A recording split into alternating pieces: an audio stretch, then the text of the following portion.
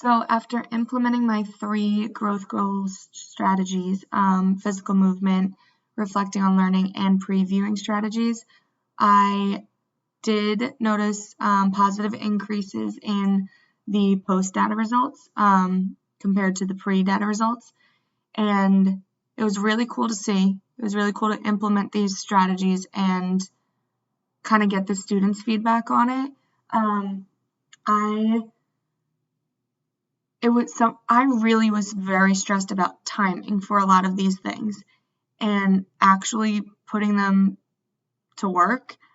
I kind of realized that it doesn't take that much time, and I feel like that's what a lot of teachers probably get nervous about and don't realize. But asking the students to stand up and stretch for 30 seconds really doesn't take as much time as you think it's going to, and having them explain something that they learned to someone, or at the end of class reflecting on their learning and explaining something to me or a peer, none of those things really took as much time as I thought they would. So it was really cool to see that, and honestly made me a lot more hopeful for other strategies that I could start implementing into the classroom, because we do have that time. There's always a minute to spare somewhere else. So that was one of the biggest things that really hit me, was like, wow, I can do this with the time that I'm given. I'll be fine. With physical movement, I've really noticed a big difference in the students' energy levels and just wanting to learn. After a full day of learning, like by the time they get to my class, if they're in my last class before they go to their elective, it's a lot. It's a lot to have these kids sitting in a desk all day long. So giving them a minute break, 2-minute break, or just letting them stand up and stretch, or playing games, not only did it increase their energy levels and made them more alert and awake, but it also got them more interested in the math I was teaching. So that was really cool to see as well. And honestly, I think that like every teacher should implement either like a 2-minute break, a stretch period, just something to get these kids moving, because when they're just sitting there, they get tired.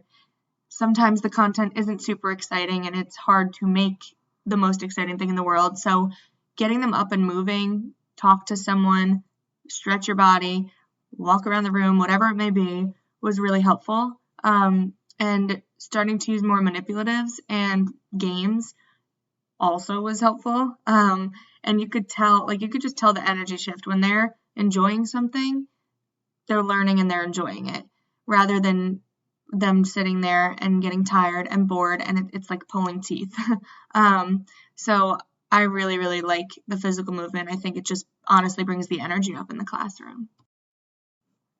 When it came to previewing strategies, one thing that I really enjoyed was the acting out and storytelling. So in math, we do word problems a lot. 6th grade math has a whole lot of word problems. And 6th grade math, I feel like, is also the start of them realizing how difficult word problems are. And I always try to relate to them and say, like, listen, when I was your age, I struggled with it too. I was great at the actual math, but when it came to the word problems, I had no idea what they were asking for. And that's always something that I really, really, really have tried to harp on. And I think putting like a little bit of acting to it has helped. So normally I'll tell them, like, what I recently started doing is literally have them put themselves in the position. So I kind of used to tell them like to picture it, and it would help a little, but it would kind of only like hit home with a few students. Now I say, like, put yourself in that position. If Johnny is going to buy 3 apples, no, you are going to buy 3 apples. If you're sharing them with 4 friends, you're sharing them with so, all your friends that are right here. And when they do that and they kind of talk out the problem and walk through it and explain who's doing what, how much money you got, all the things, they were able to figure out what the question's asking. Breaking those down are so difficult, and I found that like them putting themselves in the position and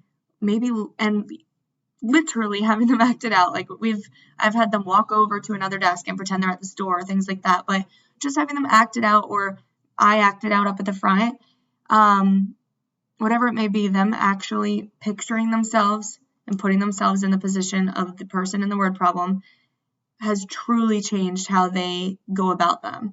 I always told them, like, write down important things that you know, and I'll still have them do that, but then based off that, we go, okay, where are we at? What's going on? If you don't know what a word means, I always tell them now, if you don't know what that word means, make something else up.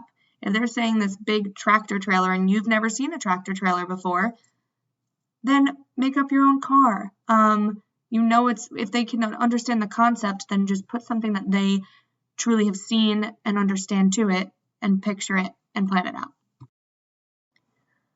When it comes to reflecting on their learning, I have started to have them thumbs up, thumbs in the middle, thumbs down as to how they're understanding the content that I am giving to them.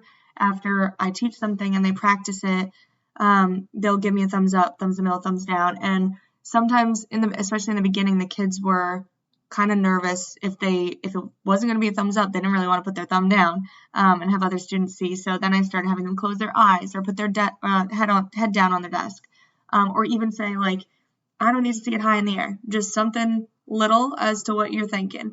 I've also done, like, how many fingers. So, like, if you feel great, you feel really confident with this topic, put 5 fingers up. If not, 1, 2, 3, 4. So those strategies have helped me kind of pick out the students, like, okay, they need a little bit more help from me. They're doing great. They could go help someone else, and kind of go from there. I also started doing more exit tickets, and that was one thing that, as a teacher, I've always wanted to do more of. But again, with the time, I just was, like, nervous that I wouldn't get through all my lessons. So some days I would cut out my exit tickets. And I've started to not do that anymore. And even little exit tickets that are simple. So, like, I'll have them write something that they learned or something that they are confused about on a Post-it and stick it on the whiteboard. I also have 3 big windows in my classroom, and I bought window markers, and I'll have them either get with a group and come up with a sentence to summarize what they've learned during the class period or during the topic if it was over a few class periods, or I'll give them, if we have more time, then I'll let each of them get to write. But they find that so much fun just to write something on a window. So it's something that makes math more fun and more engaging, but it also kind of summarizes what they've learned and shows me who understands what they've learned and who needs just a little bit more help. And then our reflection Desmos that we've been doing, that has been a game changer. First of all, when the kids don't do well on a quiz or a test, they want to do anything to get that grade up. So when they have that incentive of, hey, if you go do the Desmos and correct your mistakes and practice these questions that you got wrong the first time, you're going to get half credit back and your grade will go up. So that's been a really big, like, oh my gosh, yeah, I'll do anything to get my grade up type of thing.